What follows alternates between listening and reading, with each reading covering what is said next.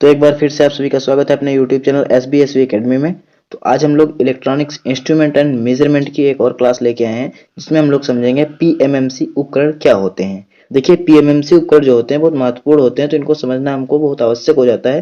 तो सबसे पहले हम समझेंगे PMMC है क्या, इसका मतलब क्या होता है। तो देखिए, PMMC का मतलब होता है परमानेंट मैग्नेट मूविंग कॉइल। ठीक है, तो जैसा कि नाम से ही पता चल रहा है कि परमानेंट मैग्नेट मूविंग कॉइल, तो एक ऐसी हमारी मूविंग कॉइल होगी जिसमें हमारा परमानेंट मैग्नेट लगा हुआ होगा। तो सबसे पहले इसके फिगर में समझ लेते हैं कि ये किस प्रकार काम करता है।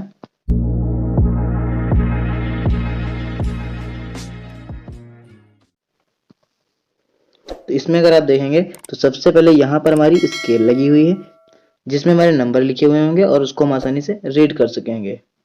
और यहाँ पर हमारा एक मिरर लगा हुआ है, जो हमारे इस स्केल के ऊपर एक मिरर लगा होगा। और ये हमारा है पॉइंटर, जितनी करंट फ्लो होगी उस हिसाब से हमारा ये डिफ्लेक्ट करेगा। और यहाँ पर हमारी लगी हुई है मेटल कॉइल, और ये हमारा रेडियल फील्ड है। रेडियल फील्ड बनेगा हमारा नॉर्थ और साउथ पोल से। तो ये दो हमारे मैग्नेट ही लगे हुए हैं, परमानेंट मैग्नेट जिसको बोला गया है।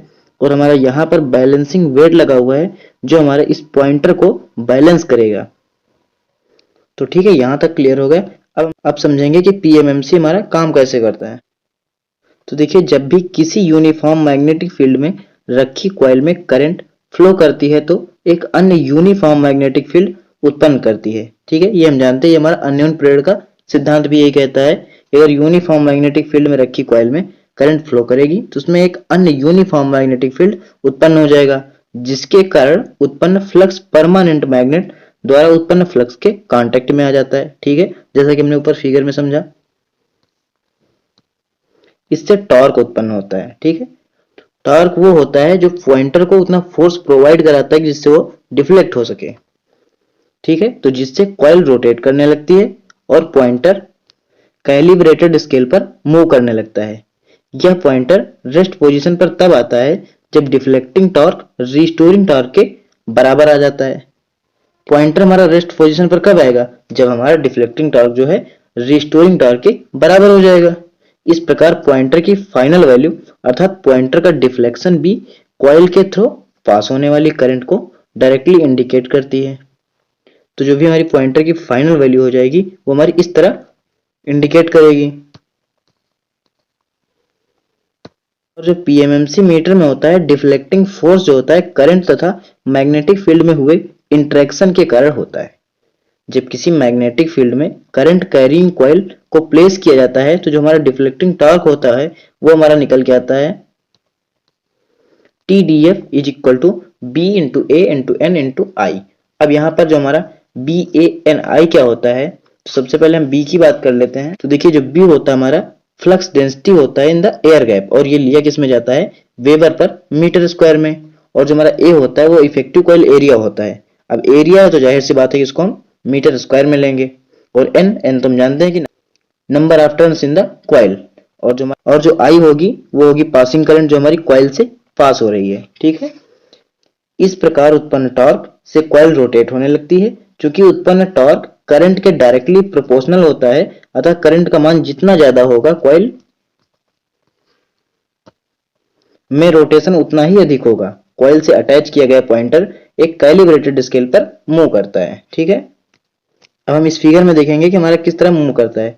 तो देखिए, यहाँ पर हमारा लगा हुआ है पॉइंटर, और यहाँ पर हमारी ये स्प्रिंग लगी हुई है, और ये जो हमारी कॉइल है उसके टर्मिनल्स हैं प्लस और माइनस, यानी इस कॉइल के थ्रू करंट फ्लो होगी जिससे कि हमारा पॉइंटर डिफ्लेक्ट करेगा। और ये हमारे मैग्नेट लगे हुए साउथ पोल और नॉर्थ पोल।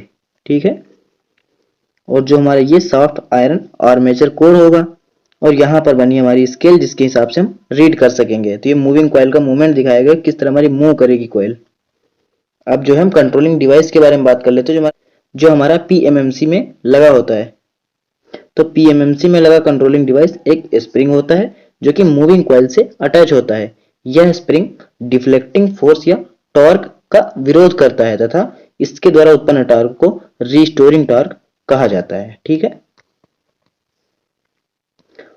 और रिस्टोरिंग टॉर्क जो होता है TRES इसको लिखते हैं, यानी जो टॉर्क होगा रिस्टोरिंग वाला is equal to K theta, जहां पर हमारा जो K होता है ये स्प्रिंग कांस्टेंट होता है, और जो थीटा होता है एंगल ऑफ डिफ्लेक्शन होता है कि हमारी जो पॉइंटर है किस हिसाब से डिफ्लेक्ट हुआ है और उसके बीच हमारा क्या एंगल बनेगा।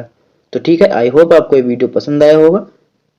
वीडियो को पूरा देखने के लिए बहुत बहुत धन्यवाद। तो अगर आप चैनल पर नए हैं तो चैनल को सब्सक्राइब जरूर कीजिए। मिलेंगे किसी नए वीडियो में नए टॉपिक के साथ, तब तक के लिए जय हिंद जय भारत।